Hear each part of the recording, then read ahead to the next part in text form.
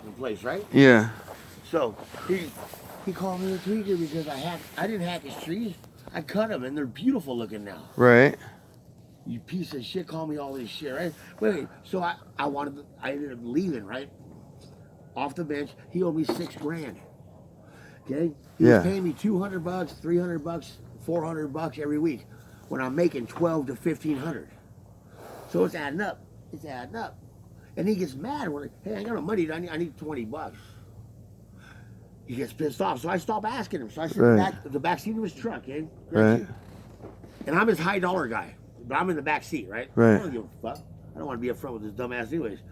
And I'm sitting behind his helper, and they both get out at Sunset Liquor Right. before we go up the hill. And they get out and they get scratchers and beer and, some pork rinds, you know what I mean, for the beer, Right. To do their thing. Well, I ain't got a dime in my pocket, and I'm a smoker. I need some cigarettes. Right, right. I don't say nothing because I don't want to hear his fucking mouth, right? And we get up there, and I go, they're drinking. It's like, fuck, I really want a beer. Right. Hey, Scott, can I get a beer? He goes, what? What do you mean, what? Motherfucker, don't talk to me like, I'd get pissed. Dude. And he knows I grabbed him by his fucking neck, picked him up before and slammed him on the ground. Right. My friend had to stop me. And I don't want to do that. I mean, I do love the guy. And, Tish calls him Schlep Rock. You know what Schlep Rock is? No. Oh, never mind. Okay. Anyways, so this is how I'm feeling, right? This is how, Right. And I asked for some of my money, and it was like this. Okay, Scott, I'll do this. The deal is what? Okay, what's the deal? The deal is I'm gonna come stay with you, because I need a place to stay.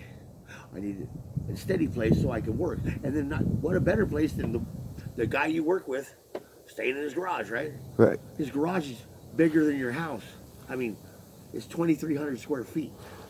It's bigger than his house. Wow. Yeah. And so the whole front part is all leather couches and big screen TV. And, Right. You know what I mean? Fireplace. You know what I mean? That's the front of his garage. That's where I'm staying. Right. But every morning he'd open that garage. You're like, what the fuck? And I just woke up, dude. Right. Don't get all chipper and shit. Take a shower, come out and be chipper with me, motherfucker. Right. I'm gonna drink me a Coke. Right. We're late. Okay, no, you're late. Okay, maybe I'm later, but you're late. Okay, sure, I'm not even in my pants yet, right? So I put my pants on and I go straight to my boots and brush my teeth. Don't shower, nothing like he did. And he's bitching me, and he pissed me the fuck off. So I left, man. The whole point is I left. Right. And he tried to sell me a $2,000 go-kart or $3,000 go-kart for $1,000 to down some money. I didn't want it, man. I want a truck. I need a truck, Scott. And well, what about our deal? Okay, well then what the fuck? You're not doing your deal. You're part of the deal. Right. What do you mean? I told you I need $376 to go down here to fucking Ace and start my program. Right.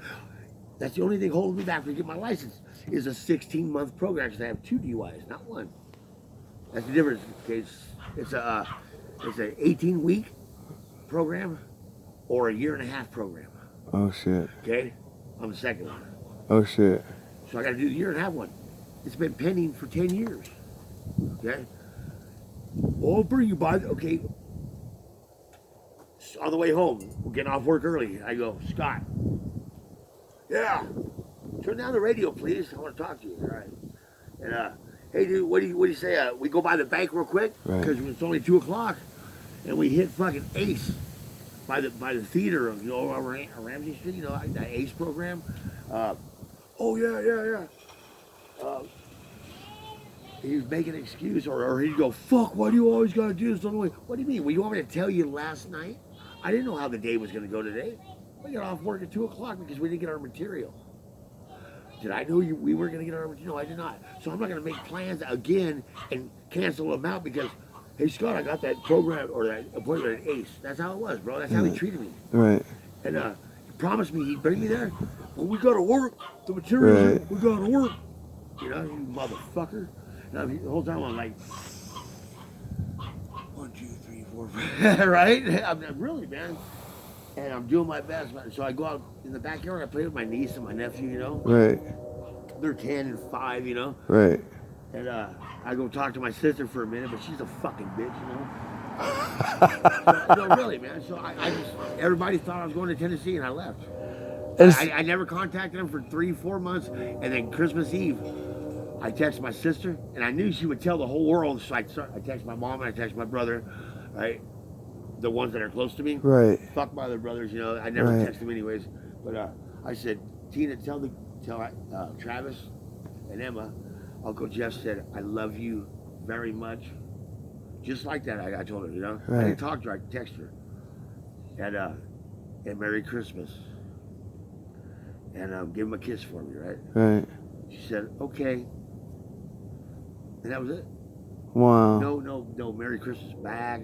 Oh, she's okay, Merry Christmas. Well, you have to understand though, Jeff. No, because check this out, man. I told my sister off before I supposedly left for Tennessee. I said, yeah, I'm fucking out of here, man. Scott finally gave me a lump sum, $2,500. That's what half of what I blew. You know what I mean? Right. Fucked me up. I wanted it all. I wanted the whole $6,000 at once. Right. And he's capable of doing it, but he just didn't want to do it. He's a fucking prick. Right. So he gave me 500 here, 7 here, 8 here. Here's 200. Here's 1,000. You know, fuck this shit. And the whole time I'm working, and it's fluctuating because he pays me some and he takes some. You know what I mean? Right. I'm getting tired of it. So before I allegedly left for Tennessee, I told my sister off. I said, listen to me, bitch. I said, you guys don't give a fuck about me. The only people in that fucking house that cares about me is those kids. Because just like your other two, and they're all grown up now. She had Desiree and Heather, okay? They grew up. 10 years later, she has Travis and Emma. Right. My sister's a loudmouth truck driver, cussing bitch, okay? But she's pretty, and she has ties to the community, and when she goes she works at a Hoffer school. And she's like, you never hear a cuss word out of her mouth at school.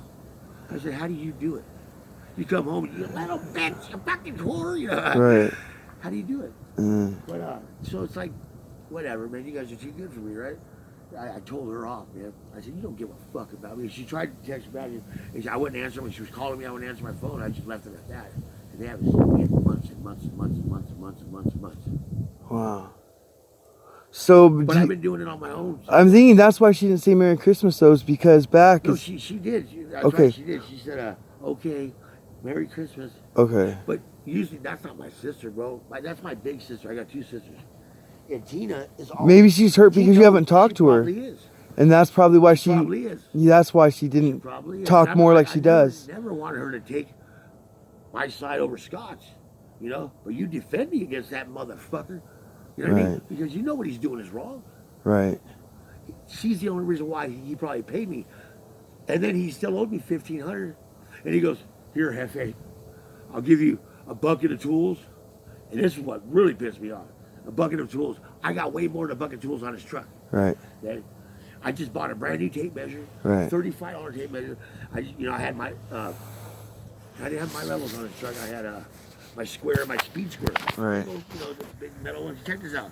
He packs me a bucket of tools that were rusty and way in the back of the garage. Right. Okay. Nothing of it was mine. That's fucked up. When he knows my tools are on his truck, he could have grabbed my tools and threw them in a bucket and gave them back to me. And then he goes, okay, look, man, he didn't want to pay me. I said, look, I'm not trying to take from him, man, but I'm trying to get to Tennessee. And I really was. And I want to get out there. Look, my buddy left 3 days ago, dude. I told you 4 weeks ago that I'm going to Tennessee. You didn't believe me, whatever. I have a job right now, and he gave me a $1,200 tile saw. Okay? Cool, I need a saw. Mine got ripped off, you know what I mean? Right. We'll call it that. It's a 15-year-old saw, but it cuts straight. We'll call it that. Okay, we'll call it the $1,800 or whatever you owe me, okay? Right. At the end. So he didn't even pay me all my money. Gave me a saw that he never used because he's got 6 of them. You know what I mean? Right. Yeah, I went off on my sister about it, and maybe I offended her. Maybe I separated us because we weren't inseparables. My sister always says, "Where are you at? Who are you with? What the fuck are you doing?" Right. And she won't leave it alone until I answer her.